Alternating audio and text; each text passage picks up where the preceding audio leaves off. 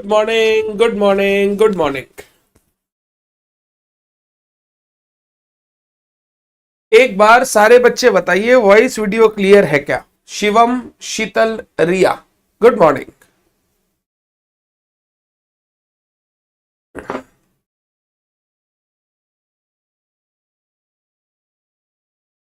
आज हम नया चैप्टर चालू करने जा रहे हैं,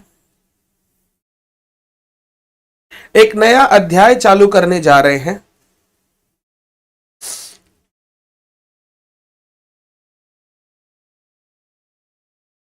yes sir, all clear, very good.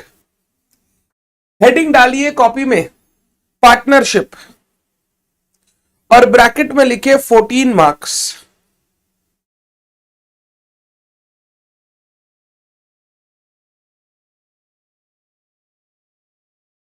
Bracket में लिखिए 14 मार्क्स।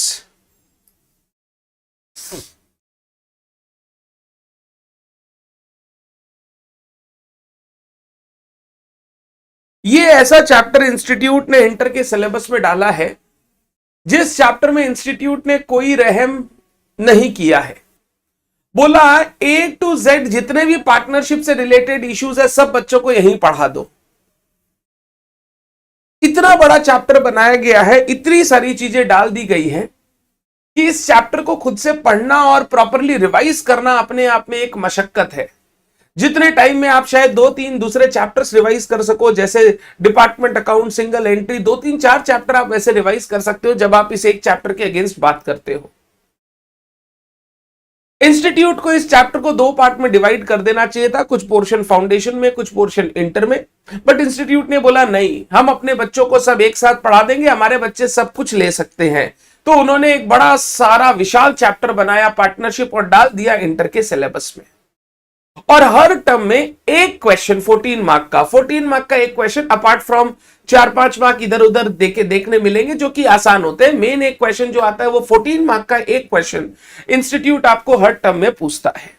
एंड मेरे एक्सपीरियंस से मैंने ये देखा है 90% ऑफ दी स्टूडेंट्स उस 14 मार्क के क्वेश्चन को एज अ चॉइस छोड़ देते हैं, क्योंकि सर चैप्टर इतना बड़ा है, लास्ट डे पर रिवीजन करना इतना डिफिकल्ट है। इंस्टीट्यूट तो कोई भी कोने से क्वेश्चन पूछ सकता है, जो आपने फर्स्ट क्लास में पढ़ाया उससे लेकर जो आपने एन क्लास में पढ़ाया, इंस्टीट्यूट तो किसी भी टॉपिक से क्वेश्चन दे देगा। तो इतने सारे टॉपिक्स होने के कारण लास्ट दिन हम कौन सा रिवाइज करके जाए, क्या आने वाला है, इस पर कोई हम लोगों को कुछ पता नहीं है। तो लास्ट दिन क्योंकि सर रिवीजन नहीं होता, एग्जाम में बच्चे ये क्वेश्चन 14 मार्क को चॉइस में छोड़ देते हैं।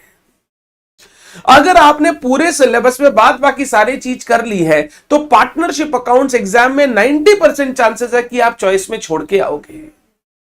हाउएवर सिलेबस का पार्ट है तो एक बार पढ़ना पड़ेगा, हम लोग पढ़ेंगे, हम लोग सीखेंगे, हम लोग कोशिश करेंगे पूरी अच्छी तरीके से कि हम लोग सब समझ पाए और हम लोग एग्जाम में भी ये क्वेश्चन करने की कोशिश करें। हाउएवर अच्छा यही रहता है, प्रूडेंट यही रहता है कि जब चॉइस में अगर आपको मिल रहा है और बाद बाकी सारी चीजें आपको आ रही है तो ये 14 मार्क का क्वेश्चन आप स्किप कर दो।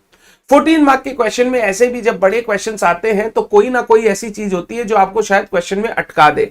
आई ऑलवेज एडवाइज बच्चे को पहले छोटे छोटे क्वेश्चन से शुरू करना चाहिए। 5+5+4, 7+7, 10+4, ऐसे टाइप के क्वेश्चन से बच्चा जब स्टार्ट करता है अपना पेपर तो क्या होता है, वो कम टाइम में ज्यादा क्वेश्चंस अटेम्प्ट कर पाता है, वो कम टाइम में ज्यादा चीजें कर पाता है और उसमें भी गलती होने की चांसेस कम रहती है।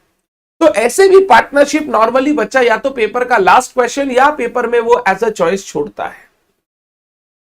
सबसे पहले मैं आपको बताऊंगा इस चैप्टर में इंस्टीट्यूट ने आपको कितना कुछ पढ़ने के लिए कहा है, और मेरी ये बात आपको समझ में आएगी कि क्यों ये चैप्टर जो इतना टाइम देकर हम पढ़ेंगे एग्जाम में बच्चों को छोड़ना पड़ जाता है, बिकॉज ऑफ मैं बोलूंगा सही से सिलेबस को फ्रेम नहीं किया गया है, जिसके कारण बच्चों को प्रॉब्लम आती है।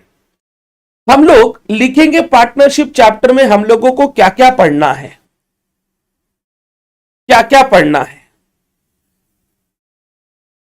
सबसे पहले हम लोग थोड़ा सा फाइनल अकाउंट्स ऑफ पार्टनरशिप पर डिस्कशन करेंगे। Final accounts of partnership class 12 में पढ़ी हुई चीज है, मैं एक बार बेसिक डिस्कशन आपके साथ कर दूंगा so that you remember the points.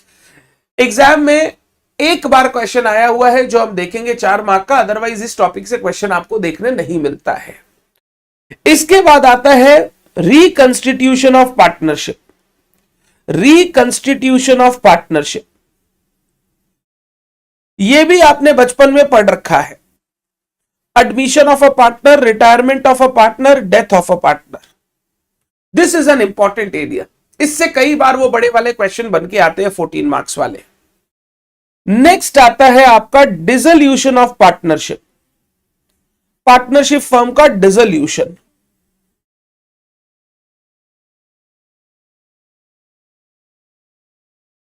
Next आता है आपका पीसमेल डिस्ट्रीब्यूशन।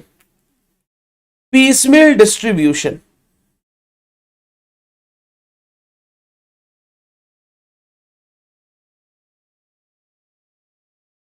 नेक्स्ट आता है amalgamation of partnership firm. Amalgamation of partnership firm. And last but not the least, conversion of partnership firm to company। conversion of partnership firm to company।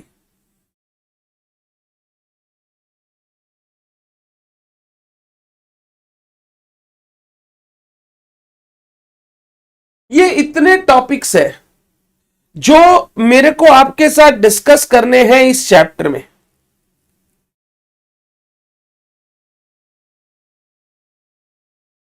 ये इतने topics मेरे को आपके साथ डिस्कस करने हैं इस चैप्टर में।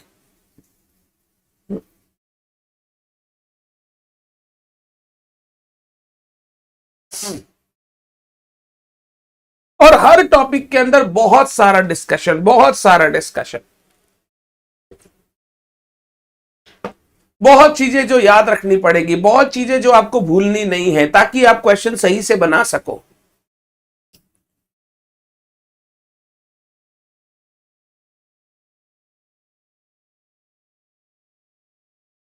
ये टोटल 6 टॉपिक्स हमारे सिलेबस में है जो हमें पढ़ने हैं one by one, one by one. पहले आपको ये चैप्टर समझ में आना चाहिए कितना हमें कवरेज करना है।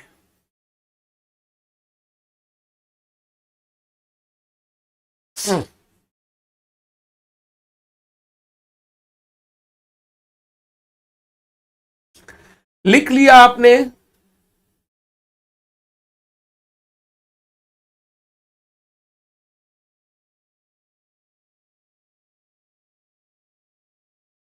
अगर आपने लिख लिया तो हम लोग पॉइंट नंबर 1 से चालू करेंगे। Final accounts of partnership. Final accounts of partnership.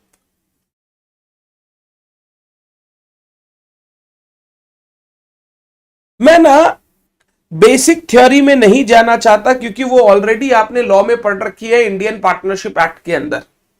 Partnership firm क्या होता है, पार्टनरशिप फर्म बनता कैसे है, पार्टनर्स कौन होते हैं, पार्टनर्स के राइट्स ऑब्लिगेशंस क्या होते हैं, ये सारी चीजें आपने फाउंडेशन लेवल पे भी पार्टनरशिप एक्ट पढ़ा है, इंटर लेवल पे भी शायद आपने पार्टनरशिप एक्ट पढ़ा है, आप वहां पे हर चीज जानते हैं।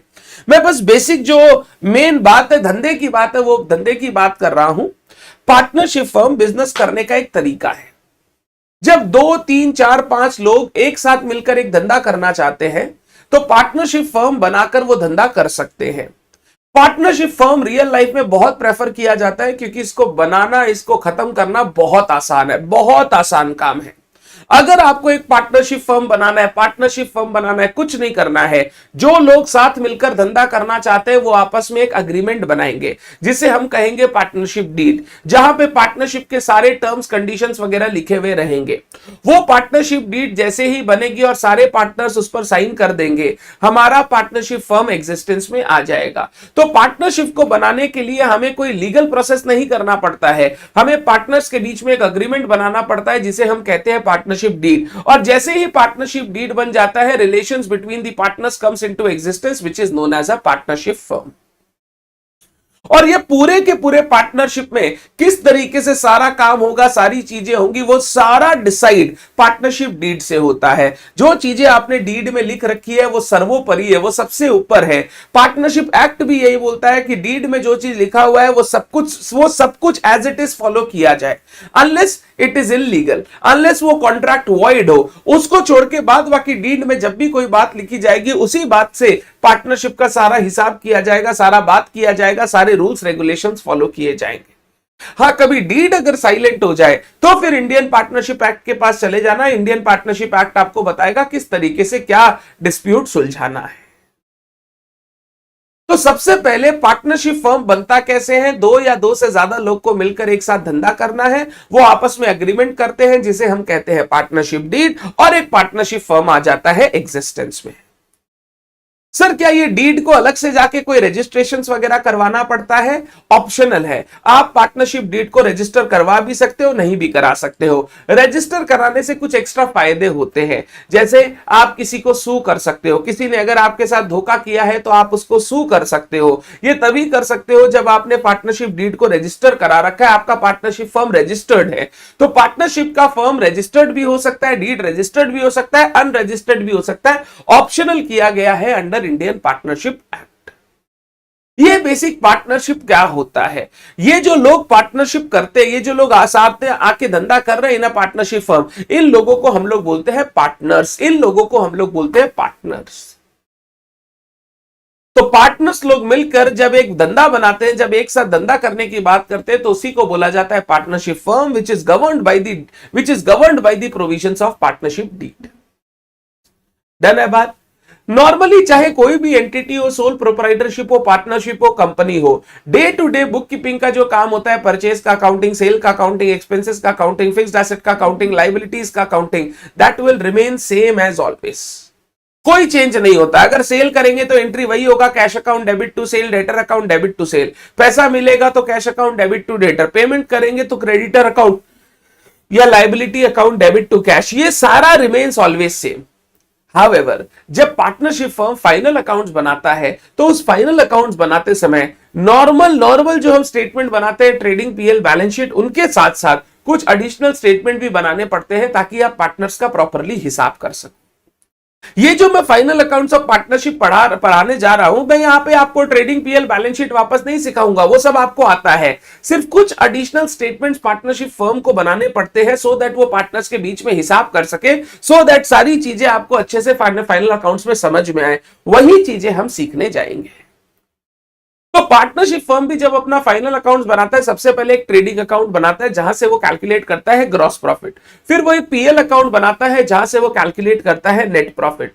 ये प्रॉफिट का कैलकुलेशन के बाद, ये प्रॉफिट किसी एक का नहीं है, ये सारे पार्टनर्स का है। तो सारे पार्टनर्स इस प्रॉफिट को डिस्ट्रीब्यूट करते हैं bye preparing a PL appropriation account. एक नया अकाउंट बनता है जिसका नाम है profit and loss appropriation account, जहां पर हम इस प्रॉफिट के एप्रोप्रिएशन को शो करते हैं, इस प्रॉफिट के डिस्ट्रीब्यूशन को शो करते हैं अमॉन्ग दी पार्टनर्स।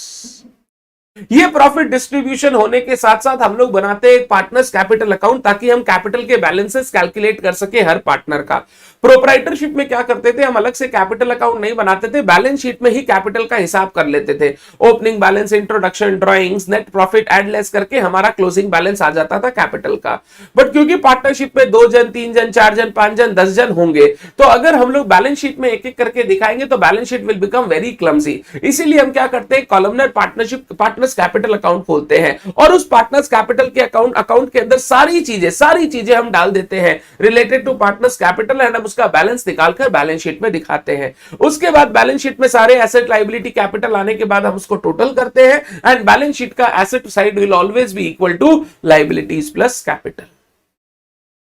एग्जाम में आपको कभी भी ना full fledged final accounts of partnership नहीं पूछेगा, ट्रेडिंग से लेकर पूरा का पूरा बैलेंस शीट तक नहीं पूछता है। वो आपको सोल प्रोप्राइटरशिप में पूछता है, एनटीओ में पूछता है, सिंगल एंट्री पूछता है। पार्टनरशिप के चैप्टर में आपसे जो क्वेश्चन पूछा जा सकता है वो हो सकता है पीएल एप्रोप्रिएशन बना के दिखाओ, नेट प्रॉफिट हमने निकाल दिया, नेट प्रॉफिट को डिस्ट्रीब्यूट करके दिखाओ, पार्टनर्स कैपिटल अकाउंट बना के दिखाओ। तो आपसे ये जो नए नए एडिशनल स्टेटमेंट है सिर्फ वही एग्जाम में पूछ सकता है, आपसे पूरा का पूरा full fledged final account generally नहीं पूछता। पूछे भी तो क्या है, ट्रेडिंग पीएल हम लोग बनाना जानते हैं, बस प्रॉफिट निकलने के बाद कैसे डिस्ट्रीब्यूट करना है वो अब हम भी सीख लेंगे। तो in case of a partnership firm, आप मेरे साथ लिखना, in case of a partnership firm,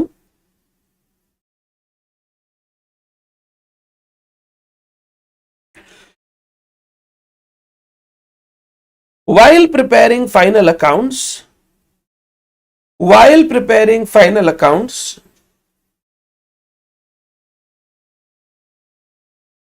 The following two additional statements, या accounts will be prepared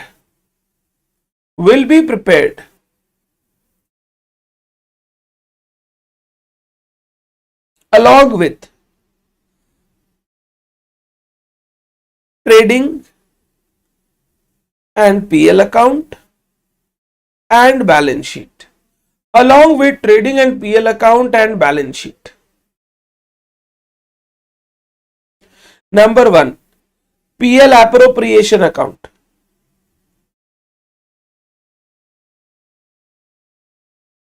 PL appropriation account. Number 2, partners capital account.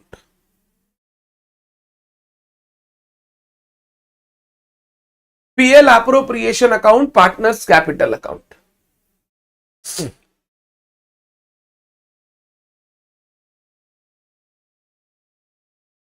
सबसे पहले मैं बात करूंगा PL appropriation account.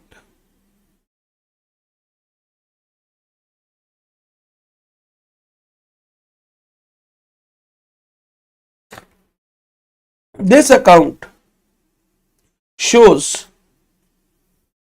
account shows distribution of profits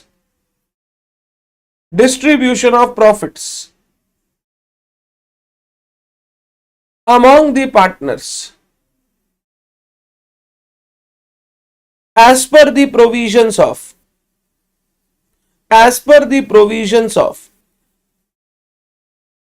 partnership deed. This account shows distribution of profits among partners as per the provisions of partnership deed.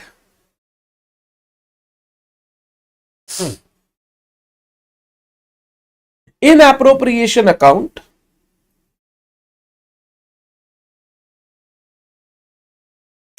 only those items are shown which are to be given to partner in capacity of he being a partner.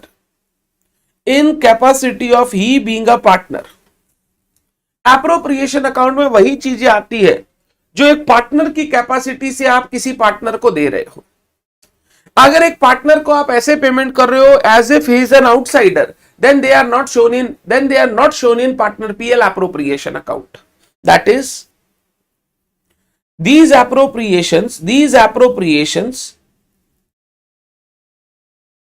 are to be made only when firm earns a profit.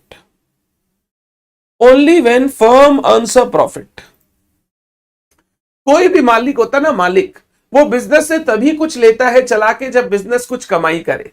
अगर business ने कुछ कमाई नहीं किया है तो मालिक बोलता है ठीक है, कुछ नहीं कमाया मत दो मेरे को इस साल, कुछ नेक्स्ट ईयर कमाओ, नेक्स्ट ईयर दे देना. बट अगर कोई पार्टनर कोई ऐसी चीज मांगता है जहां पर वो बोलता है प्रॉफिट हो या ना हो हमको तो चाहिए, then in that case he is not acting as a partner, he is acting as an outsider. Those item are shown in profit and loss account, they are not shown in profit and loss appropriation account. जैसे मान लो partner के पास एक जगह खाली है, घर खाली है, वो पार्टनरशिप फर्म को जगह दे देता है फॉर बिजनेस, और पार्टनर बोलता है हमको भाड़ा चाहिए 10,000 रुपया पर मंथ. अब पार्टनरशिप फर्म प्रॉफिट कमाओ नहीं कमाओ हमको 10,000 रुपया पर मंथ चाहिए. तो ये जो रेंट ले रहे हैं ना पार्टनरशिप फर्म से, this is not distribution of profit. वो ये रेंट चार्ज कर रहा है एज एन आउटसाइडर, जैसे कोई आउटसाइडर करता कि भैया मैंने जगह भाड़े पर दी है, मुझे भाड़ा चाहिए, आप कमाओ या नहीं कमाओ मेरे को उससे कोई मतलब नहीं है. तो अगर वो आउटसाइडर की कैपेसिटी में कोई पैसे मांगता है तो they are charge against profit. अगर है तो वो पीएल में जाएगा. एप्रोप्रिएशन अकाउंट में सिर्फ डिस्ट्रीब्यूशन ऑफ प्रॉफिट आएगा जो आप एक पार्टनर को पार्टनर होने की हैसियत से दे रहे हो. इसका मतलब अगर प्रॉफिट हुआ तो ये अप्रोप्रिएशंस देने हैं, अगर ये प्रॉफिट नहीं हुआ तो कोई अप्रोप्रिएशंस करने की जरूरत नहीं है। पार्टनर बोलेगा ठीक है चलो कोई बात नहीं, इस साल प्रॉफिट नहीं हुआ कुछ मत देना, नेक्स्ट ईयर वापस काम करो, कुछ प्रॉफिट कमाओ तो मुझे भी बांट देना। तो जब एक पार्टनर को पैसा दिया जाए, कोई प्रॉफिट दिया जाए, कोई कोई हिस्सा दिया जाए, in the capacity of a partner, profit हो तो देना नहीं तो मत देना, then they are shown in PL appropriation account. उसको हम लोग बोलते हैं appropriation of profit, distribution of profit जो फर्म ने अर्न किया अमॉन्ग दी पार्टनर्स। तो इस अकाउंट में हम लोग डिस्ट्रीब्यूशन ऑफ प्रॉफिट शो करते हैं among the partners as per the provisions of deed. यहां पर सिर्फ वही आइटम आएंगे जो एक पार्टनर को पार्टनर की हैसियत से दिए जा रहे हैं, आउटसाइडर की हैसियत से दिया गया पेमेंट यहां पर नहीं आएगा। पार्टनर के लोन का इंटरेस्ट चुकाना, पार्टनर को रेंट वगैरह का पेमेंट करना, अगर वो बोल रहा है कि भैया प्रॉफिट कमाओ नहीं कमाओ मेरे को तो ये देना, then in that case they are charge against profits, they are not appropriation of profits. तो items like rent, interest on loan, etc., that are to be paid, that are to be paid whether firm earns a profit or not, that are to be paid whether firm earns a profit or not, are not appropriations,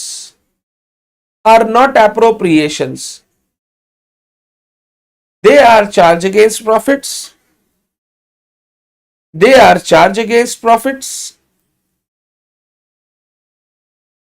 and are shown in profit and loss account. They are charged against profits and are shown in profit and loss account. They are charged against profits and are shown in profit and loss account. Full stop. क्या आपने ये लिख लिया? अगर लिख लिया तो आप मेरे साथ पीएल एप्रोप्रिएशन का एक फॉर्मेट बनाओगे।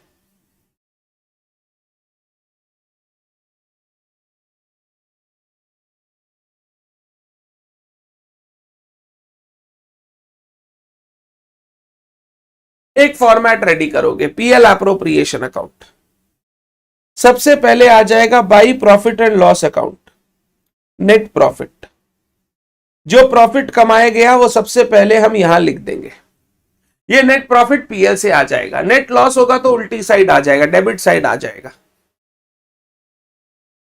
अब इस प्रॉफिट को हमें डिस्ट्रीब्यूट करना है as per the provisions of partnership deed. Normally ऐसे नहीं होता कि प्रॉफिट कमाया, एक रेशियो फिक्स किया, उसी रेशियो में सीधा बांट लिया। बिफोर डिस्ट्रीब्यूशन ऑफ प्रॉफिट आपको कुछ एडजस्टमेंट्स भी करने पड़ते हैं। जैसे हो सकता है किसी पार्टनर को सैलरी देने का वादा किया हो कि भैया अगर हम लोग प्रॉफिट कमाएंगे तो हम लोग पार्टनर को सैलरी देंगे। जरूरी नहीं है सारे पार्टनर को सैलरी देना पड़े, हो सकता है 3 पार्टनर है, 3 में 2 पार्टनर को सैलरी देने का हमने बात किया है क्योंकि वो डे एंड नाइट काम करेंगे। तीसरा पार्टनर डोरमेंट पार्टनर है, वो काम नहीं करेगा, वो सिर्फ पैसे लगाएगा और प्रॉफिट्स कमाएगा। देन इन दैट केस उसको सैलरी नहीं देंगे। इन 2 पार्टनर्स को हमने डिसाइड किया हम सैलरी देंगे। 2, इंटरेस्ट ऑन कैपिटल। पार्टनर्स के कैपिटल पर इंटरेस्ट, अलग अलग पार्टनर अलग अलग कैपिटल लगाया हुआ हो सकता है, तो जो पार्टनर्स पैसे लगा रखे हैं वो चाहेंगे कि उनके कैपिटल पर उनको एडिक्वेट रिटर्न मिले in the form of an interest on capital. अगर डीड में डिसाइड किया हुआ है पार्टनरशिप का इंटरेस्ट ऑन कैपिटल का, तो इंटरेस्ट ऑन कैपिटल दिया जाएगा। कोई कमीशन वगैरह अगर देना है टू पार्टनर्स, बट ध्यान रखना ये सब यहां पर तभी आएगा जब ये सब एप्रोप्रिएशन के नेचर के हो, यानी ये डिसाइड किया गया है कि प्रॉफिट होगा तो मिलेगा, नहीं होगा तो नहीं मिलेगा, तभी ये सब चीजें यहां आएंगी, नहीं तो नहीं आएगा। अगर पार्टनर कोई ड्राइंग कर रहा है तो उस पर इंटरेस्ट ऑन ड्राइंग भी चार्ज किया जा सकता है अगर डीड में लिखा हुआ है interest on drawings. Interest on drawings firm के लिए इनकम है, इनकम वो पार्टनर से लेगी।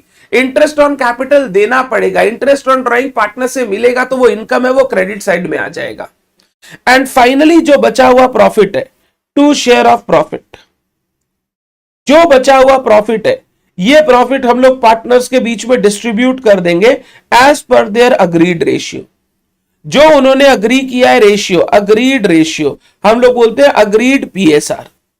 उन्होंने जो प्रॉफिट शेयरिंग रेशियो अग्री कर रखा है उस प्रॉफिट शेयरिंग रेशियो के हिसाब से हम उनको प्रॉफिट का डिस्ट्रीब्यूशन कर देंगे और ये हमारा प्रॉफिट का डिस्ट्रीब्यूशन कंप्लीट हो जाएगा। ये हमारा प्रॉफिट का डिस्ट्रीब्यूशन कंप्लीट हो जाएगा। PSR is the short form of profit sharing ratio. Profit sharing ratio हम लोग हर जगह पीएसआर ही बोलेंगे, हम लोग बार बार इतना लंबा वर्ड नहीं बोलेंगे, वी विल यूज पीएसआर। तो जो नेट प्रॉफिट कमाया उस नेट प्रॉफिट का डिस्ट्रीब्यूशन करना है। पहले जो जो पार्टनर्स ने डिसाइड किया है, salary, interest on capital, commission वगैरह, वो सारा दिया जाएगा। उसके बाद जो बचा हुआ प्रॉफिट है वो पीएसआर में डिस्ट्रीब्यूट कर लिया जाएगा अमॉन्ग दी पार्टनर्स। कभी कभी पार्टनर्स में डिसाइड की प्रॉफिट का कुछ हिस्सा हम सेट असाइड करके रिजर्व्स में रखेंगे। वो प्रॉफिट हम अभी लेके नहीं जाएंगे, वो प्रॉफिट हम फ्यूचर बिजनेस के लिए रखेंगे, बाद में जरूरत पड़ेगी तो वो पैसा यूज हो जाएगा बिजनेस में। अगर रिजर्व्स वगैरह में भी अप्रोप्रिएशन करना है तो आप रिजर्व्स वगैरह में भी जो अमाउंट सेट असाइड करना चाहते हैं वो यहां सेट असाइड कर लें, फिर बचा हुआ प्रॉफिट पार्टनर्स में डिस्ट्रीब्यूट करते हैं। अगर कोई रिजर्व्स वगैरह भी सेट असाइड करना है तो रिजर्व्स वगैरह सेट असाइड कर ले, फिर बचा हुआ प्रॉफिट पार्टनर्स में डिस्ट्रीब्यूट करते हैं। ये रिजर्व्स आपके बैलेंस शीट में चला जाएगा, कैपिटल से अलग दिखेगा रिजर्व्स बोल के, फिर आपकी लायबिलिटीज आ जाएंगी। तो अगर कोई आपको अलग से रिजर्व्स में सेट असाइड करना है तो आप इस तरीके से कर सकते हैं। ये प्रॉफिट का डिस्ट्रीब्यूशन पार्टनरशिप बिजनेस में इस तरीके से किया जाता है। तो फर्म ने प्रॉफिट अर्न किया, फिर एज पर दी डीड हमने एक एक करके प्रॉफिट को डिस्ट्रीब्यूट करना शुरू किया। ये सारी चीजें डीड में लिखी हुई रहेंगी, और अगर डीड में लिखी हुई नहीं है तो फिर मुझे एक्ट को फॉलो करना पड़ेगा, और एक्ट बताता है किस तरीके से हमें सैलरी वगैरह का काम करना पड़ेगा। पहले सारे बच्चे ये फॉर्मेट लिख लो। आपने क्लास 12 में ये फॉर्मेट कई बार देखा होगा, आपने बहुत सारे क्वेश्चंस बनाए होंगे, तो ये आपके लिए टफ रहने वाला नहीं है, ये आपको बिल्कुल सिंपल लगेगा। एग्जाम में नहीं पूछता है, आज तक नहीं पूछा है कि पीएल एप्रोप्रिएशन अकाउंट बना के दो, बेसिक नॉलेज होने से काम हो जाएगा।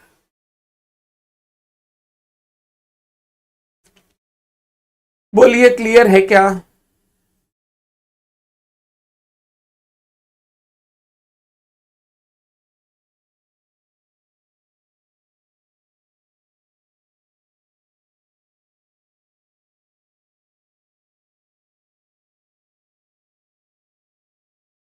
नीचे लिखना है note, all appropriations shall be made as per the provisions of deed. As per the provisions of deed. However, if deed is silent, अगर deed silent है कोई इशू में, then partnership act will be followed. Then partnership act will be followed.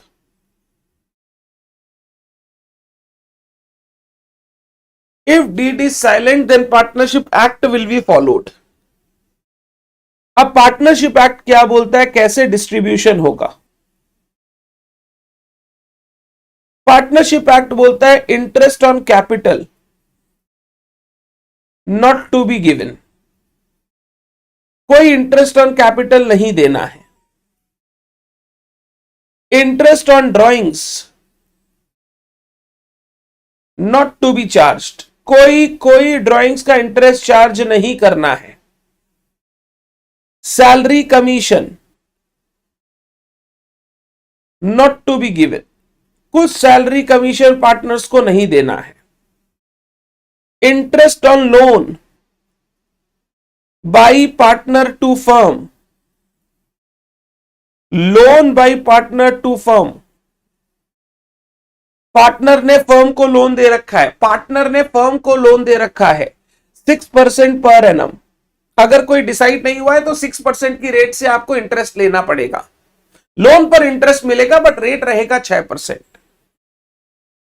Share of profit equal equal ratio, दो partner है तो 1:1, तीन partner है तो 1:1:1, इक्वल रेशियो में प्रॉफिट शेयर किया जाएगा। ये सब से आपको मल्टीपल चॉइस क्वेश्चन एग्जाम में कई बार देखने मिलते हैं, कई बार।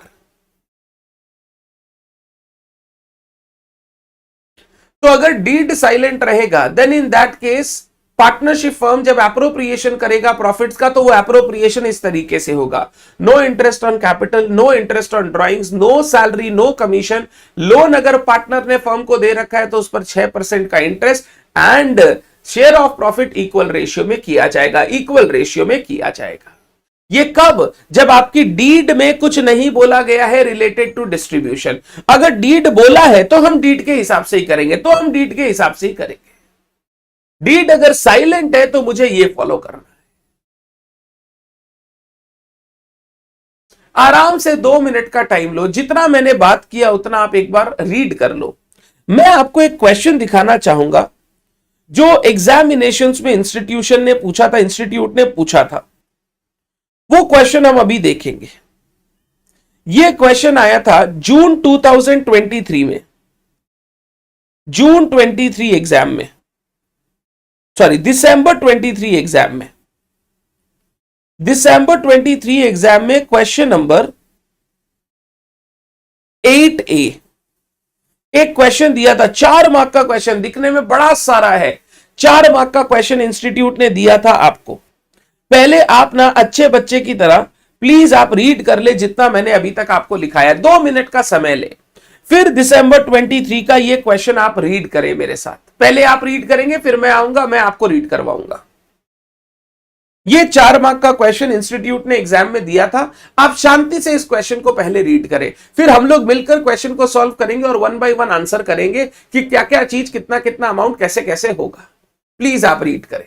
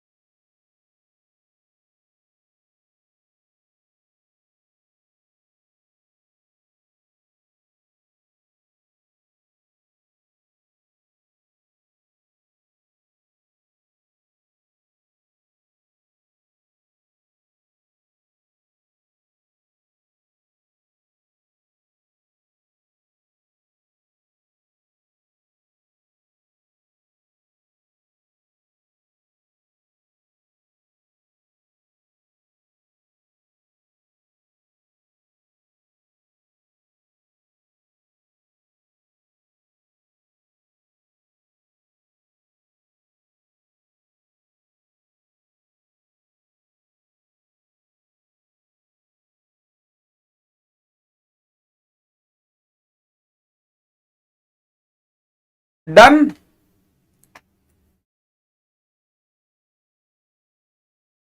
आइए पढ़ता हूं question. A and B were partners in a firm, their capitals were 5 lakh and 3 lakh respectively on 1st April 22. Done. Profit for the year ending 31st March 23, 22-23 का प्रॉफिट दिया हुआ अमाउंटेड टू 2,10,000। विनायक बोल रहा है question solve, very good Vinayak. Drawings of the partner were 1,00,000 and 60,000 respectively. It was observed that following errors were committed while distributing the profit. कुछ errors हुए थे ये प्रॉफिट कंप्यूटेशन में, जो हमने प्रॉफिट निकाला है ना 2,10,000 का, उसमें कुछ गलतियां हो रखी है। Manager commission 10% of profit before charging such commission was omitted. उस प्रॉफिट में मैनेजर कमीशन हमने चार्ज नहीं कर रखा है। इन्वेंट्री क्लोजिंग इन्वेंट्री वैल्यू किया 70,000, जबकि उसका एनआरवी है 50,000। अगर एनआरवी 50,000 है तो मुझे 50 पे वैल्यू करना चाहिए था, बट मैंने 70 पे वैल्यू कर रखा है। क्लोजिंग इन्वेंट्री को ओवर वैल्यू कर रखा है, ओवर वैल्यू कर रखा है। Outstanding salary of 40,000 were not recorded, salary भी नहीं रिकॉर्ड किया है हमने। A had given a loan of 150 to the firm on 1st December. Interest was omitted to be recorded on this loan. A ने एक लोन दे रखा है, बट हमने इसका इंटरेस्ट रिकॉर्ड नहीं किया। रेट दिया हुआ नहीं है, तो हम जानते हैं रेट हम क्या ले लेंगे, 6% ले लेंगे। Loan was given to B, firm ने बी को लोन दिया, loan given to B on 1st July 22 amounting to 1 lakh bearing interest 8%. Interest was omitted to be charged by the firm. Firm interest अभी तक charge नहीं किया, उसको लेना तो है बी से interest. Interest on capital 6% was not allowed. Interest on drawings was not charged at the rate 10% per annum. ठीक है। How much interest should be allowed on A's loan to the firm? Is it a charge or appropriation of profit? Amount of net profit, amount of divisible profit, each partner share of profit. आपसे सिर्फ profit का distribution मांग रहा है, तो चलिए ना एक एक करके काम करते हैं। सबसे पहले पूछा बताइए इंटरेस्ट ऑन लोन ए को कितना देना है। इंटरेस्ट ऑन लोन, जो ए से लोन लिया है हमने, ए गिवन अ लोन 1.5 लाख का टू दी फर्म, तो ए को इंटरेस्ट देना पड़ेगा 1,50,000 इंटू 6%, क्योंकि कोई रेट मेंशन नहीं है, इंटू दिसंबर में लोन लिया था, तो दिसंबर जनवरी फरवरी मार्च, दिसंबर जनवरी फरवरी मार्च 4 महीने का इंटरेस्ट देना पड़ेगा, इंटू 4/12, 1.5 लाख इंटू 6% इंटू 4/12, 3,000 का इंटरेस्ट हो गया। और ये इंटरेस्ट ऑन लोन हम लोग जानते हैं ये क्या होता है, charge against profit. This is a charge against profit. Firm profit कमाओ या नहीं कमाओ, लोन का ब्याज तो चुकाना पड़ेगा। This is a charge against profit, charge against profit. पहला क्वेश्चन आपको क्लियर है, तो मैं यहां लिखता हूं दिसंबर 23 question 8A। Number 1, interest on loan to be given to A. A को देना है interest 1.5 lakh into 6% into 4/12, rupees 3,000। This interest is a charge against profit.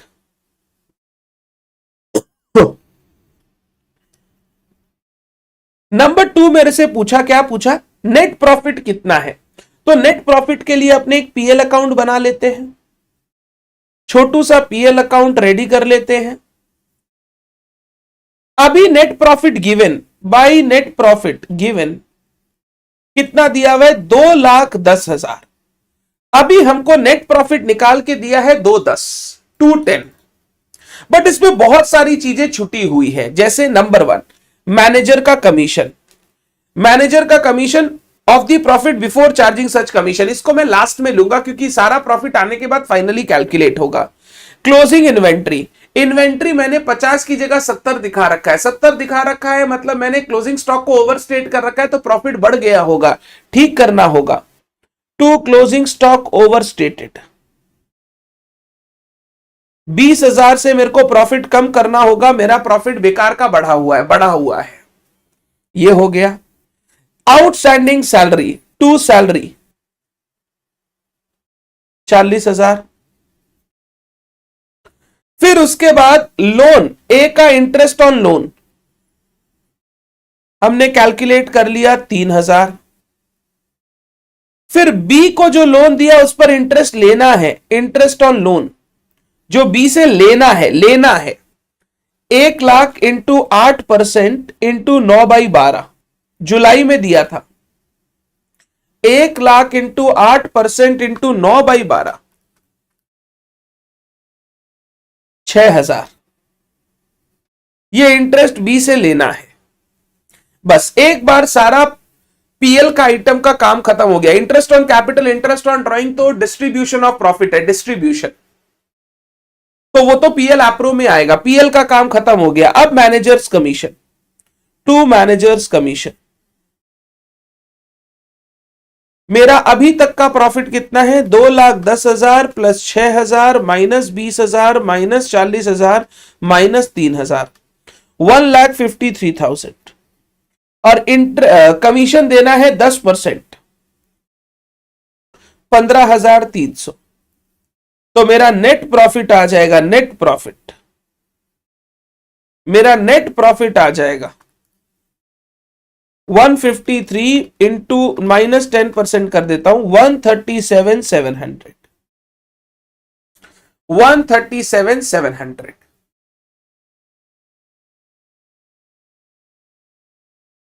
ये सारे पीएल के आइटम मैंने पीएल में दिखाकर सही प्रॉफिट कैलकुलेट कर दिया। आराम से चेक कर लो, कोई हड़बड़ी नहीं है। सर ये सब क्वेश्चन एक एक मार्क्स में दिया है? यस, 4 मार्क का क्वेश्चन है, 4 पॉइंट पूछा है, तो हर क्वेश्चन का एक एक मार्क्स आप समझ के चलो। सर ये जाती नहीं है हमारे साथ, बिल्कुल है, आपको सब कुछ करना पड़ेगा, बट ये है, अब क्या कर सकते हैं।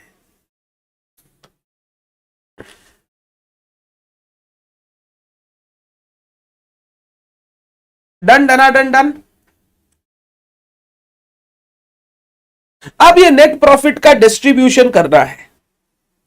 मैं एक पीएल एप्रोप्रिएशन अकाउंट बनाऊंगा, इससे मेरा पॉइंट 3 और 4 आंसर हो जाएगा।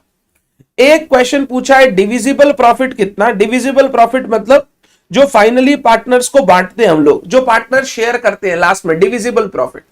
और एक मेरे से पूछा है हर पार्टनर का प्रॉफिट शेयर क्या होगा। तो बाई नेट प्रॉफिट आ जाएगा पीएल से 137,700। अब एप्रोप्रिएशन में एक है interest on capital. Interest on capital 6% की रेट से अलाउ करना है। 5 लाख और 3 लाख 1 अप्रैल को था, ए और बी। तो ए का हो गया 5 लाख का 6%, 30,000। बी का हो गया 3 लाख का 6%, 18,000। साल के शुरू से था, साल के शुरू से। तो 3 लाख, 5 लाख का 6%, 3 लाख का 6%, ये मेरा हो गया interest on capital. By interest on drawing, बोल रहा है इंटरेस्ट ऑन ड्राइंग भी आप चार्ज कीजिए। कितना चार्ज करना है इंटरेस्ट ऑन ड्राइंग? 10% के हिसाब से। और ड्राइंग्स बोला है 1 लाख और 60,000। डेट नहीं बताया है,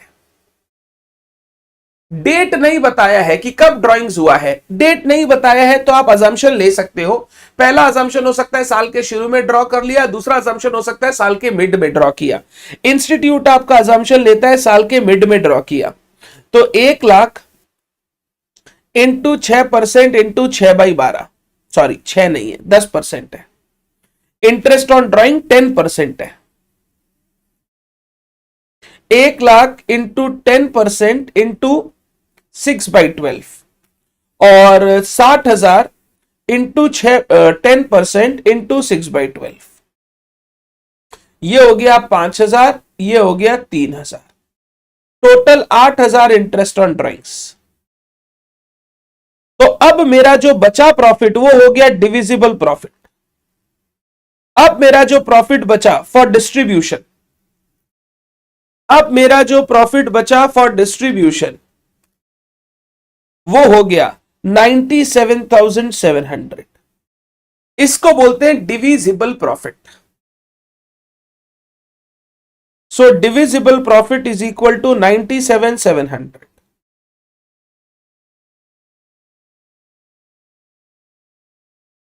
and number 4, share of profit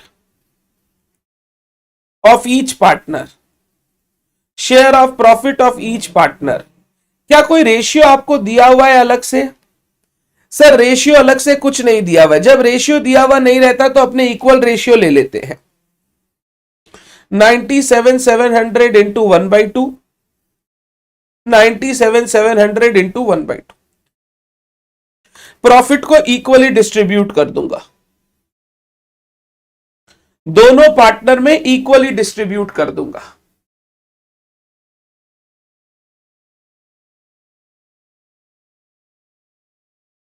अलग से रेशियो नहीं दिया हुआ है तो अपने इक्वल रेशियो में प्रॉफिट डिस्ट्रीब्यूट कर देते हैं, जो हमने लिखा था अपने कॉपी में कि भैया अगर नहीं बोला हुआ है डीड में कुछ तो कैसे करना है, तो वो बोला इक्वल रेशियो में कर देना है।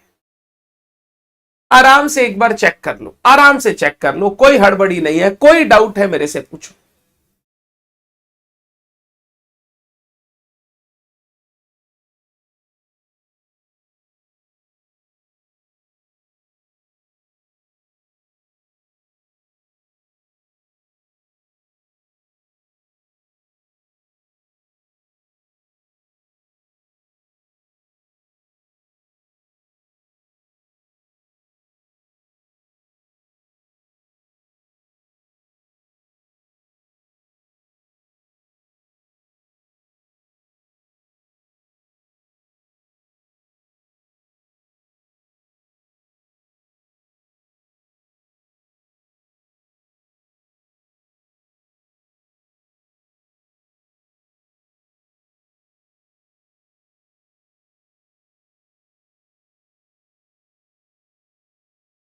विनायक वो क्वेश्चन में बोलना चाहते हैं कि डीड में डिसाइडेड है कि हम लोग इंटरेस्ट ऑन कैपिटल 6% और इंटरेस्ट ऑन ड्राइंग 10% का चार्ज करेंगे, बट अभी तक किया हुआ नहीं है। ये was not allowed, was not charge का मतलब अभी तक इन्होंने किया नहीं है। आप करके प्रॉफिट कैलकुलेट कर लो। इसका मतलब ये नहीं है कि करना नहीं है, इसका मतलब अभी तक किया हुआ नहीं है, आपको करना है अलग से। अभी तक किया हुआ नहीं है, आपको अलग से करना है।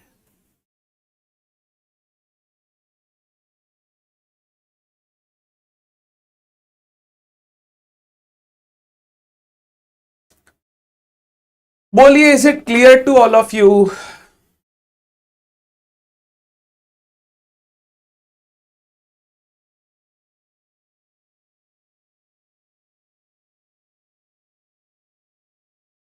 Is it clear to all of you?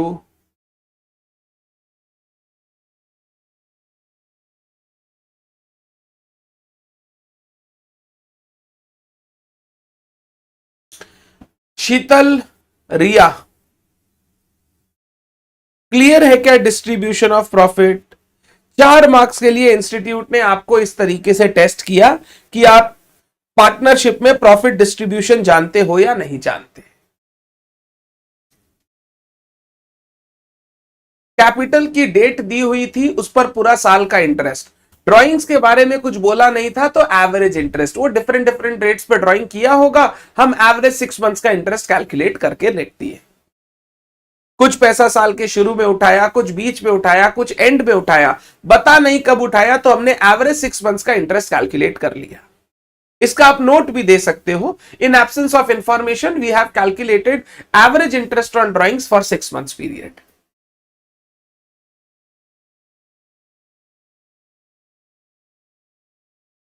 ठीक है, चलिए सर, ये मेरे profit and loss appropriation account का बेसिक डिस्कशन जो मेरे को आपके साथ करना था। ऐसे तो बहुत सारी और चीजें मैं डिस्कस कर सकता हूं, जैसे इंटरेस्ट ऑन कैपिटल का कैलकुलेशन सिखा सकता हूं, ड्राइंग्स का कैलकुलेशन सिखा सकता हूं। However they are not so important for exam, क्योंकि इंस्टीट्यूट कभी उन सब चीजों पर ध्यान ही नहीं देता, कभी एग्जाम में पूछता ही नहीं है ना। इंस्टीट्यूट ने अपनी मैट में वैसा कुछ दे रखा है, कुछ इंस्टीट्यूट के स्टडी मटेरियल में उनसे रिलेटेड ज्ञान नहीं है। जैसे बचपन में आपने पढ़ा होगा इंटरेस्ट ऑन ड्राइंग्स का कैलकुलेशन, अगर ड्राइंग्स हर महीना हो रही है एन्युइटी में, तो हम लोग 6.5, 6, 5.5 जैसे शॉर्टकट यूज करके इंटरेस्ट कैलकुलेट कर सकते हैं। वो सारी चीजें हमारे लिए इंपॉर्टेंट नहीं है, बिकॉज कहीं पर भी इंस्टीट्यूट ने उन सब चीजों का जिक्र नहीं किया है। तो वो सारी चीजें पढ़ सकते हैं, बट कहीं पे दिया हुआ नहीं है, तो आई डोंट थिंक कि जब ऑलरेडी इतना कुछ चैप्टर में घुसा हुआ है तो वो चीज अलग से चैप्टर में हम लोगों को घुसानी चाहिए। ये भी पार्ट अगर आप देखोगे ना, पीएल एप्रो वाला पार्ट पार्टनरशिप के चैप्टर में आपको नहीं दिखेगा, फाइनल अकाउंट के चैप्टर में एक नोट दिया हुआ है, नोट दिया हुआ है ऑलरेडी, एक नोट दे दिया वहां पे कि भैया पार्टनरशिप फर्म का अगर बनाओगे तो ये एक्स्ट्रा बनाना पड़ेगा। उन्होंने पार्टनरशिप के चैप्टर में इन सब चीजों को इंक्लूड किया ही नहीं है। डन है बात। एक बार बताना, पीएल एप्रोप्रिएशन सबको क्लियर है क्या? पीएल एप्रोप्रिएशन सबको क्लियर है क्या?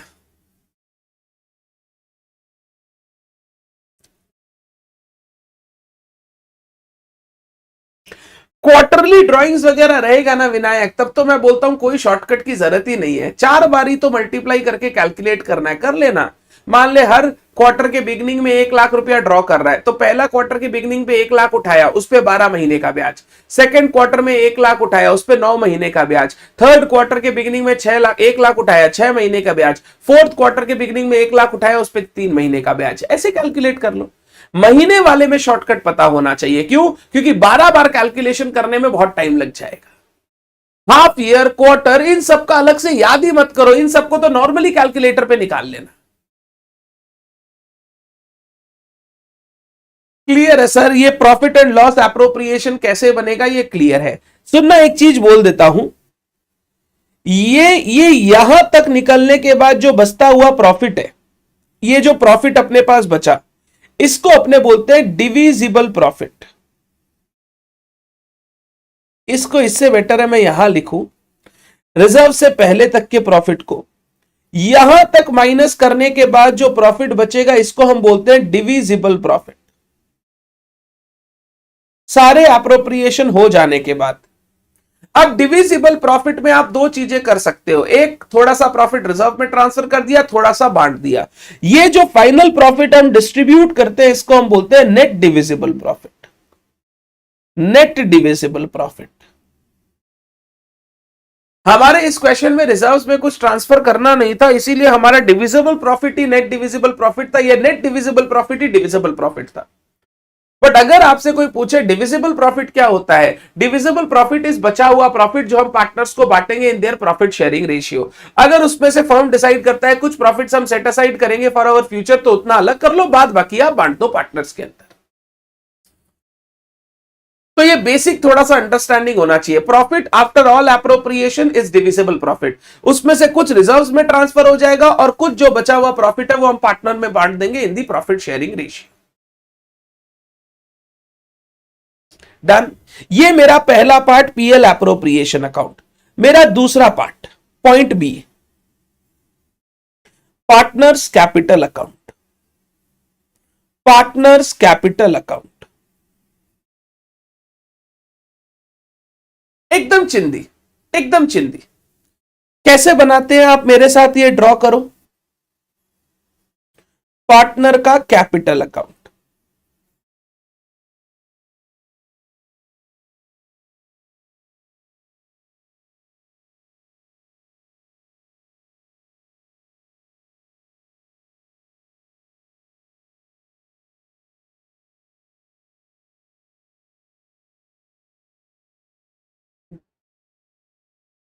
मान लो 3 पार्टनर है, तो हम ऐसे कॉलमनर कैपिटल अकाउंट बनाते हैं। कॉलमनर,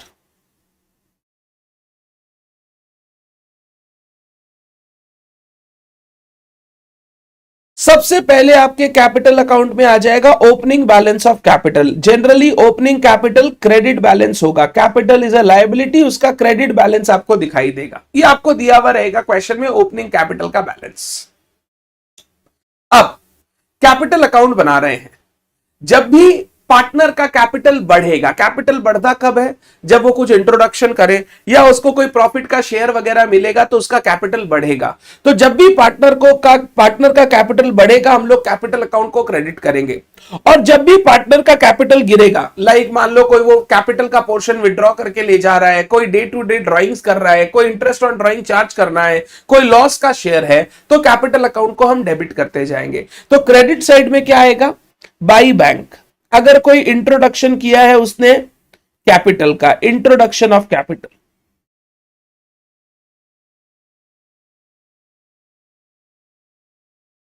और क्या हो सकता है, इंटरेस्ट ऑन कैपिटल, जो ईयर एंड पे हम लोग प्रॉफिट का डिस्ट्रीब्यूशन करते हैं ना, तो एक इंटरेस्ट ऑन कैपिटल पार्टनर को मिल सकता है। एक हो सकता है कोई उसका सैलरी कमीशन हो, जो हमने डीड में डिसाइड कर रखा है कि पार्टनर को भैया हम सैलरी देंगे। फिर शेयर ऑफ प्रॉफिट हो सकता है, जो हमने डिसाइड किया है हम पार्टनर को देंगे। जो जो पार्टनर को मिलना है, ये सारा कहां से आएगा पता है, पीएल एप्रोप्रिएशन अकाउंट। ये सारा पीएल एप्रोप्रिएशन से आ जाएगा। जो भी हमने करंट ईयर में प्रॉफिट कमाया है, उसका जो जो डिस्ट्रीब्यूशन पार्टनर को मिलने वाला है, वो उसकी कैपिटल अकाउंट में क्रेडिट होते चला जाएगा।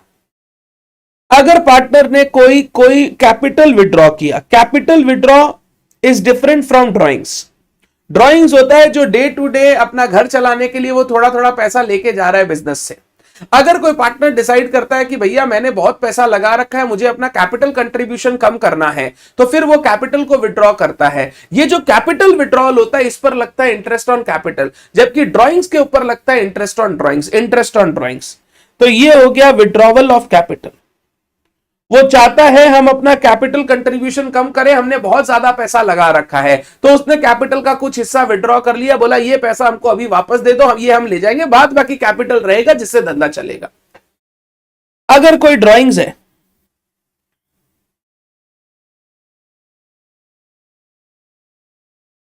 कोई इंटरेस्ट ऑन ड्राइंग्स है,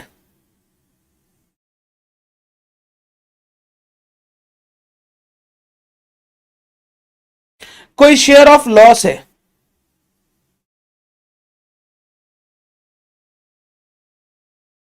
ये दोनों आ जाएगा पीएल एप्रो से। और जो बचेगा वो मेरा कैपिटल का क्लोजिंग बैलेंस, जिसको आप क्लोजिंग कैपिटल बोलते हो, ये क्लोजिंग कैपिटल चला जाएगा बैलेंस शीट में। ये क्लोजिंग कैपिटल चला जाएगा बैलेंस शीट में।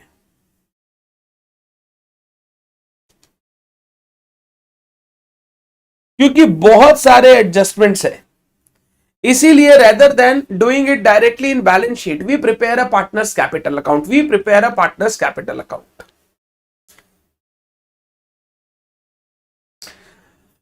तो जिस जिस आइटम से कैपिटल इंक्रीज होगा उनको क्रेडिट करते जाएंगे। पार्टनर ने कोई नया इंट्रोडक्शन किया, पार्टनर को फर्म का कोई प्रॉफिट का शेयर मिल रहा है, वो सब कैपिटल अकाउंट में क्रेडिट हो जाएगा।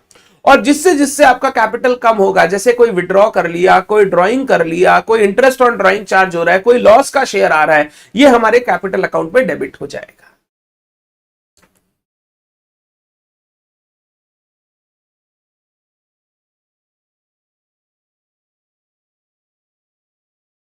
इसको बोलते हैं पार्टनर्स कैपिटल अकाउंट। ये भी हम बनाते हैं सो दैट हम पार्टनर्स का कैपिटल का बैलेंस कैलकुलेट करें, जिसको हम बैलेंस शीट पे दिखा के बैलेंस शीट को फाइनलाइज कर सके, बैलेंस शीट में दिखा के बैलेंस शीट को फाइनलाइज कर सके।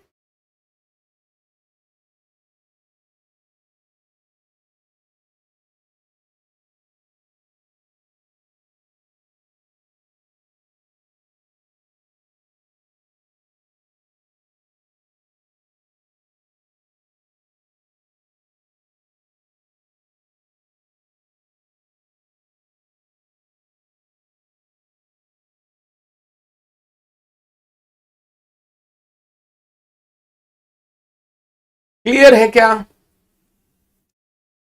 This capital account is prepared under fluctuating capital method. Under fluctuating capital method. Capital account maintain करने के भी दो तरीके हैं। एक होता है फ्लक्चुएटिंग कैपिटल मेथड, जहां पे हम लोग पार्टनर्स के कैपिटल अकाउंट में ये सारी चीजें दिखाते हैं, और पार्टनर का कैपिटल बैलेंस हर साल फ्लक्चुएट करते रहता है। Partners capital account can be maintained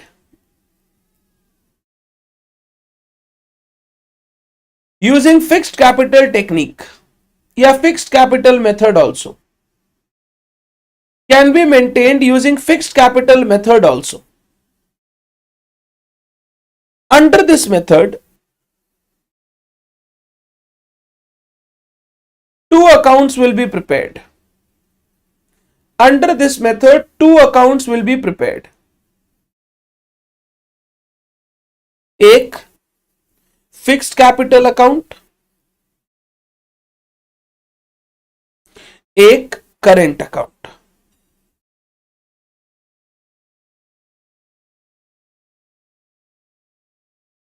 भैया आपका राइटिंग स्पीड इतना फास्ट कैसे है? कोई टिप ही दे दो. फास्ट क्या है, स्टैमिना बढ़ाओ तुम लोग. ये तो मैं समझा समझा के तुम्हारे साथ बात कर करके लिख रहा हूं. मैं जब एग्जाम देता था, मेरी एग्जाम में अगर तुम स्पीड देख लेते तो तुमको ऐसा लगता ये आदमी क्या क्या खा के आया है, एक्चुअली क्या चढ़ा के आया है. ये सब प्रैक्टिस से होता है रे. The more you practice the more it gets better. जितना आप प्रैक्टिस करेंगे, जितना आप लिखते चले जाएंगे, जितना आप क्वेश्चन बनाते चले जाएंगे, your speed will increase automatically, अपने आप बढ़ेगा. ये सब चीज एक दिन में नहीं होता. This takes a long time. अब सुन, फिक्स्ड कैपिटल मेथड क्या बोलता है? बोलता है आप इस कैपिटल अकाउंट को दो पार्ट में तोड़ दो. दो पार्ट में तोड़ दो. पहला पार्ट हो गया ये जो मेन कैपिटल का ट्रांजैक्शन है, इंट्रोडक्शन विड्रॉवल. जो आपका मेन कैपिटल है, जो फर्म में आपने लगा रखा है, उसमें जो चेंजेस हो रहे हैं वो आप फिक्स कैपिटल अकाउंट के अंदर दिखाओ. तो फिक्स कैपिटल का ओपनिंग बैलेंस आ जाएगा, कोई इंट्रोडक्शन किया है तो वो आ जाएगा, कोई कैपिटल विड्रॉ किया है तो वो आ जाएगा, और फिक्स कैपिटल का क्लोजिंग बैलेंस आ जाएगा. ये वो पैसा है, ये वो पैसा है जो आप क्या कर रहे हो, वो जो आप लगा रहे हो पार्टनरशिप फर्म में, जो आपने अपने पैसे पार्टनरशिप फर्म में लगा रखे हैं. और फिर ये सारी चीजें आ जाएंगी करेंट अकाउंट में. जो भी मेरा बचा हुआ चीज है ये आ जाएगा करेंट अकाउंट में. जो डे टू डे फर्म कमा के हमको दे रहा है, फर्म से हम ड्राइंग्स वगैरह कर रहे हैं डे टू डे, ये सारे हमारे करंट कैपिटल के पार्ट है. ये करंट कैपिटल रेगुलर बेसिस पे फ्लक्चुएट होता रहेगा जैसे जैसे हमें ये सारी चीजें मिलती रहेंगी.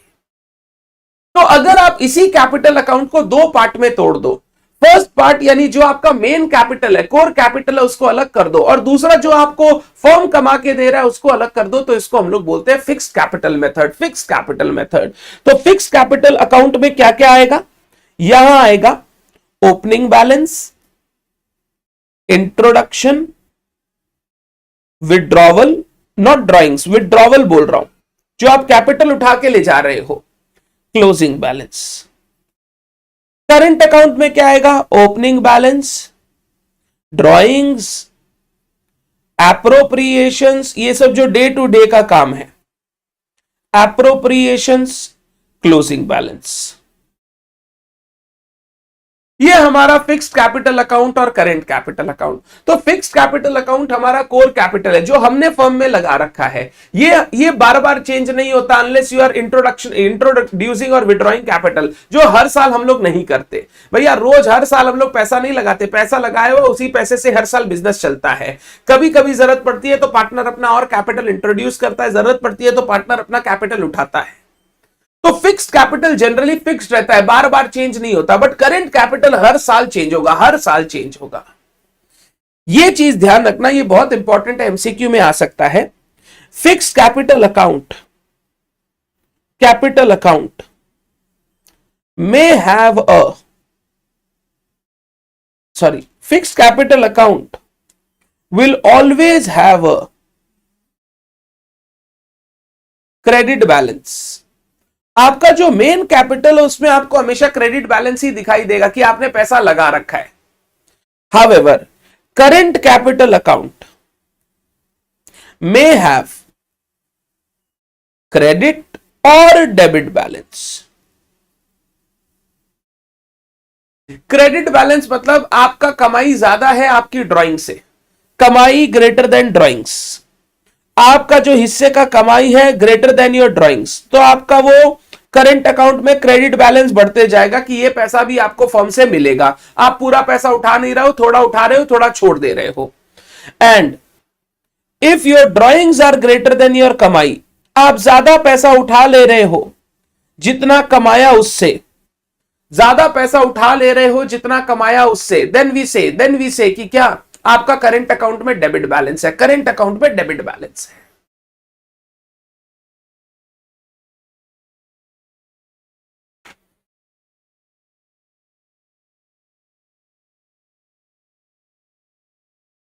ये हमारा कैपिटल अकाउंट, इस तरीके से हम कैपिटल अकाउंट मेंटेन करते हैं। दो सिस्टम होता है, फ्लक्चुएटिंग और फिक्स्ड। फिक्स्ड हम तभी यूज करते हैं जब क्वेश्चन आपको स्पेसिफिकली बोले करंट अकाउंट वगैरह बनाओ। क्वेश्चन कुछ नहीं बोलता है तो हम लोग ये फ्लक्चुएटिंग वाला मेथड ही फॉलो करते हैं, फ्लक्चुएटिंग वाला मेथड ही फॉलो करते हैं। सारे कैपिटल से रिलेटेड एडजस्टमेंट एक ही कैपिटल अकाउंट में कर देते हैं। बट अगर क्वेश्चन बोलता है कि करंट अकाउंट बनाओ, या क्वेश्चन में बैलेंस शीट में फिक्स करंट का अलग अलग बैलेंस दिया हुआ है, तो करंट अकाउंट में सारे एडजस्टमेंट आते हैं, फिक्स को हम बार बार नहीं छेड़ते।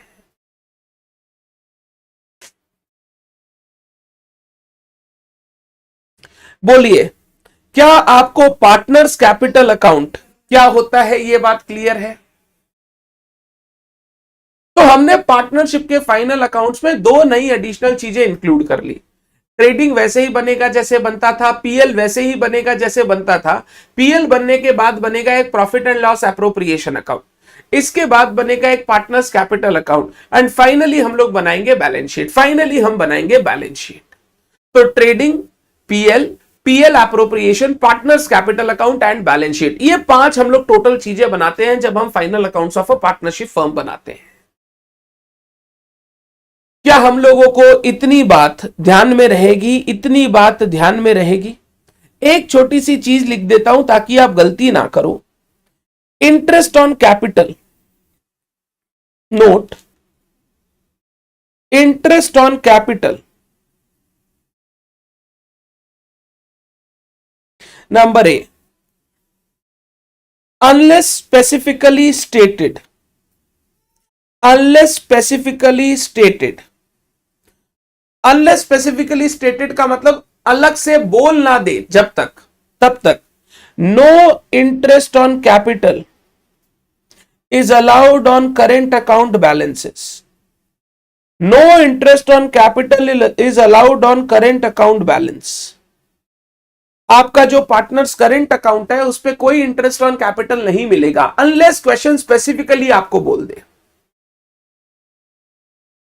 यानी फिक्स्ड कैपिटल पर इंटरेस्ट तो हम लोग करेंगे, करंट कैपिटल पर कोई इंटरेस्ट ऑन कैपिटल नहीं लेंगे जब तक स्पेसिफिकली बता ना दे। इंटरेस्ट ऑन कैपिटल, नहीं ऐसे लिखता हूं, withdrawal of capital is subject to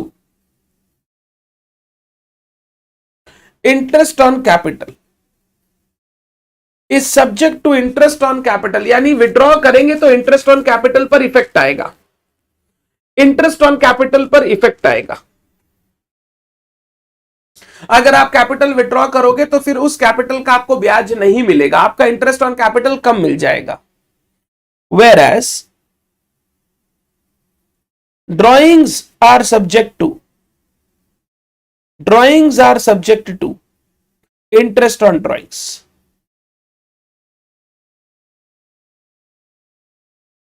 withdrawal of capital पे इंटरेस्ट ऑन ड्रॉइंग्स नहीं लगता है। विड्रॉल ऑफ कैपिटल पे इंटरेस्ट ऑन कैपिटल आपको कम मिलेगा। अगर आपने कैपिटल उठा लिया साल के बीच में तो आपको इंटरेस्ट कम मिलेगा कैपिटल के ऊपर।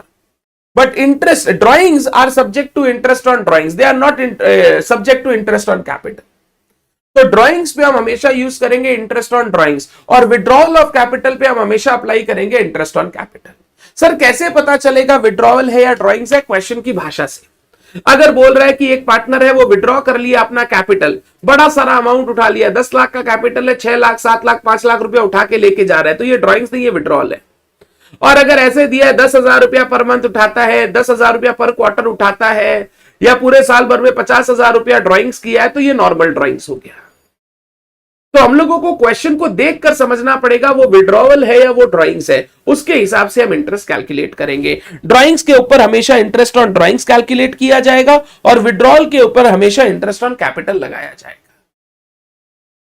तो ये बात थोड़ी सी ध्यान रखें आप, ये बात थोड़ी सी ध्यान रखें।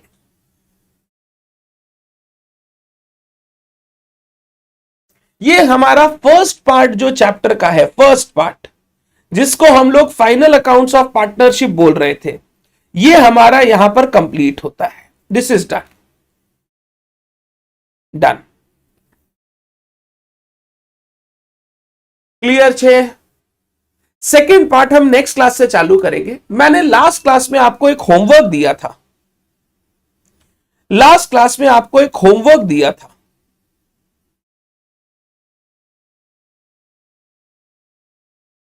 दिसंबर 23 एमटीपी सेट 1 क्वेश्चन 4।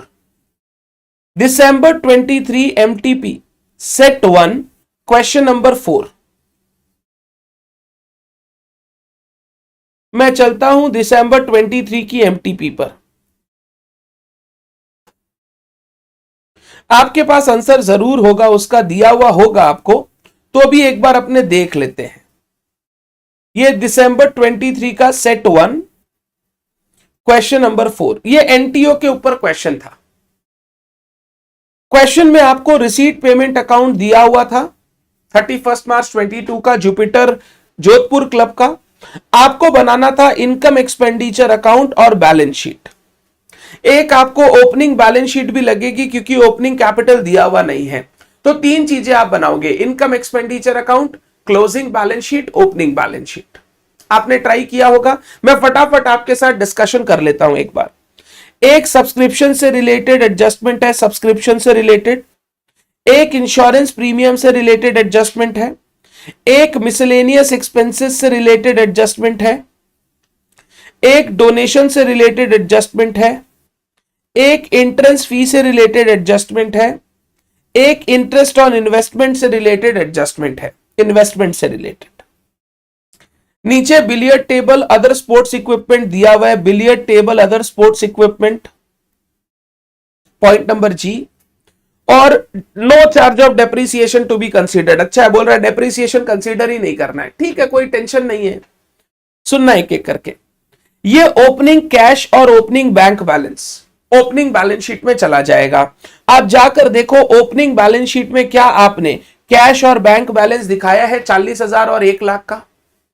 इसके बाद डोनेशंस के लिए बोला गया 50% डोनेशन कैपिटलाइज होगा, तो 50,000 में 25,000 कैपिटलाइज होगा, 25,000 पीएल में जाएगा।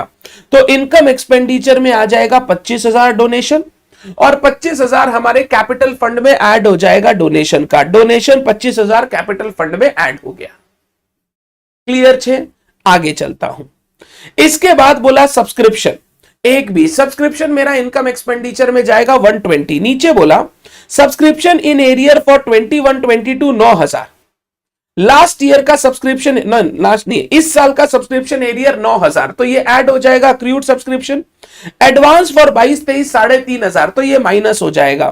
तो मेरी सब्सक्रिप्शन हो जाएगी income 1,20 plus 9,000 minus 3,500, 1,25,500। Subscription income 1,25,500। आप चेक करो, सब्सक्रिप्शन इनकम 1,25,500। अक्रूड सब्सक्रिप्शन चला जाएगा बैलेंस शीट के एसेट साइड, प्री रिसीव्ड चला जाएगा बैलेंस शीट के लायबिलिटी साइड। डन है बात, आगे चलते हैं। एंट्रेंस फी बोल रहा है रेवेन्यू इनकम की तरह ट्रीट करना है, रेवेन्यू इनकम की तरह, तो ये इनकम एक्सपेंडिचर में चला जाएगा 10,000 एंट्रेंस फी।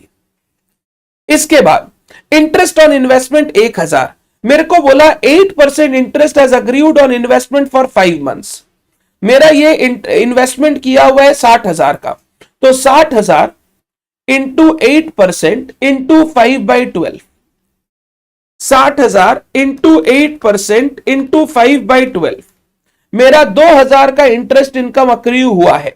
उसमें से रिसीव 1,000 हो गया, 2,000 में 1,000 रिसीव हो गया, तो 1,000 अभी भी मेरा अक्रूड है, तो ये हो गया। ओके, ये लोग अलग तरीके से लिया, ये लोग बोला 1,000 रिसीव हो गया, अक्रूड 5 महीने का बाकी है। मतलब ये बोल रहा है this is not received during the year, this is not received during the year. ये रिसीव ही नहीं हुआ है इस साल, not received during the year. तो इन्होंने क्या असम्पशन लिया कि ये जो 5 महीने का ये टोटल इंटरेस्ट इनकम नहीं है, ऐसा नहीं है कि इंटर हमको पूरा 5 महीने का इंटरेस्ट मिलेगा, सिर्फ इंटरेस्ट हमको मान लो 7 महीना, 8 महीना, 10 महीने का मिलेगा। 1,000 मिल गया, 5 महीने का अभी भी अक्रूड है, तो 1,000 प्लस 2,000, 3,000 इनका टोटल इंटरेस्ट इन्वेस्टमेंट हो गया, इंटरेस्ट ऑन इन्वेस्टमेंट। और अक्रूड इंटरेस्ट 2,000 आ गया बैलेंस शीट में, अक्रूड इंटरेस्ट 2,000 बैलेंस शीट में। इसमें एक ऑल्टरनेटिव अजम्पशन भी पॉसिबल है कि भैया ये जो अक्रूड इंटरेस्ट है 5,000 5 महीने का, this include interest received of 1,000, तो 2,000 का टोटल अक्रूड इंटरेस्ट है, 1,000 मेरे को मिल गया, 1,000 अभी भी बाकी है। तो बोल रहे interest as accrued on investment for 5 months. Accordingly 2 assumption हो सकता है, एक 1,000 रुपया मिल चुका है, 5 महीने का और बाकी है। दूसरा, ये जो 1,000 रुपया मिला है ये उस 5 महीने का ही है, थोड़ा सा उसमें बाकी रह गया है। Sale of interest from bank आ जाएगा आपका income expenditure, sale of newspaper आ जाएगा income expenditure, sale of drama ticket आ जाएगा इनकम एक्सपेंडिचर। ड्रामा का एक्सपेंस भी दिया हुआ है, वो आप माइनस करके दिखा सकते हो। तो 4,000, 1,500, 10,500 और ड्रामा एक्सपेंस अलग से दिखा दिया 5,000। ये आप नेट करके भी दिखा सकते हो, नेट करके भी दिखा सकते हो। आगे चल रहा हूं, सैलरी दिया हुआ है 20,000 income expenditure, 5,000 repair income expenditure, salary 20,000, 5,000 repair income expenditure. Furniture purchase किया 60,000, फर्नीचर परचेज किया, इसके बारे में कुछ बोला नहीं है, फर्नीचर परचेज सीधा बैलेंस शीट में जाएगा, तो बैलेंस शीट में फर्नीचर 60,000, डेप्रिसिएशन कुछ है नहीं। आगे चल रहा हूं, इन्वेस्टमेंट 60,000, ये भी बैलेंस शीट में जाएगा 60,000। मिसलेनियस एक्सपेंस 5,000, नीचे बोला 900 रुपया प्रीपेड है, तो 5,000 माइनस 900, 4,100 इनकम एक्सपेंडिचर और प्रीपेड आ जाएगा बैलेंस शीट के एसेट साइड में। सिंपल। आगे चलता हूं, फिर मेरे को दिया इंश्योरेंस प्रीमियम 2,000, बोल रहा है 400 अभी भी आउटस्टैंडिंग है, तो 2,000 प्लस 400 2,400 और आउटस्टैंडिंग आ जाएगा बैलेंस शीट में लाइबिलिटी साइड। एकदम इजी था। आगे चलता हूं, billiard and other sports other tables, billiard table and other sports equipment costing 3 lakh were purchase in the financial year 2021, last year purchase किया था, of which 80,000 was not paid till 31st March 21। 3 lakh का purchase किया था but 80 पे करना बाकी था, तो ओपनिंग बैलेंस शीट में 3 लाख का बिलियर्ड टेबल, 80,000 का लाइबिलिटी, ये पैसा बाकी था। और ये पैसा हमने करंट ईयर में पे कर दिया, ये हमने करंट ईयर में पे कर दिया, तो लाइबिलिटी पे कर दिया, तो अब ये लाइबिलिटी क्लोजिंग बैलेंस शीट में नहीं आएगा, लाइबिलिटी जीरो हो जाएगा। वापस मैं बिलियर्ड टेबल में ऐड करके नहीं दिखाऊंगा कि 80,000 का नया टेबल खरीदा, ये लास्ट ईयर का खरीदा हुआ था जिसका पेमेंट करना बाकी था, तो लाइबिलिटी खत्म हो जाएगा और बिलियर्ड टेबल 3 लाख रुपया का बैलेंस शीट में वापस आ जाएगा, लाइबिलिटी जीरो हो जाएगा, बिलियर्ड टेबल 3 लाख का बैलेंस शीट में आ जाएगा। नेक्स्ट, स्टेशनरी एक्सपेंसेस 1,500, ये चला जाएगा इनकम एक्सपेंडिचर में। आपका सारा इनकम एक्सपेंडिचर आइटम रेडी हो गया।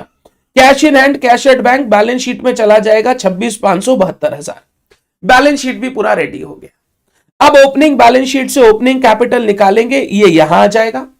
रिसीट पेमेंट अकाउंट से हम लोग सरप्लस डेफिसिट, इनकम एक्सपेंडिचर से सरप्लस डेफिसिट निकालेंगे, वो यहां आ जाएगा। एंड फाइनली आपका बैलेंस शीट टैली हो जाएगा, फाइनली बैलेंस शीट टैली हो जाएगा। बच्चे बोल रहे हैं सरप्लस 1,40,500 आ रहा है सर, 1,40,500, इनका बताओ ये ज्यादा क्यों आ रहा है, 141,500 क्यों आ रहा है सर? इन्होंने ना वो अक्रूड इंटरेस्ट अलग से ले लिया, हमने टोटल 5 महीने का मान के जिसमें बोला 1,000 मिल गया, 1,000 बाकी है, इन्होंने सर 1,000 इंक्लूड किया, फिर 2,000 अलग से और लिया, 3,000। तो सर जो बच्चों का 1,40,500 आ रहा है वो गलत, आंसर गलत नहीं है, आपका असम्पशन है वो interest received is included in the interest accrued for 5 months. तो वो क्वेश्चन की क्लैरिटी का बात है, कोई प्रॉब्लम नहीं है, आप वो भी कर सकते हो, आप नोट लिख देना, और आप चाहो तो ऐसे कर लेना, सर 1,000 मिल गया 5 महीने का और अक्रूड है, ऐसे लिखता ना, accrued at the year and, accrued at the year and, की भैया अभी भी बाकी है ये पैसा, तो मैं बोलता यार ये पैसा बाकी है, 2,000 अलग से ऐड कर लो।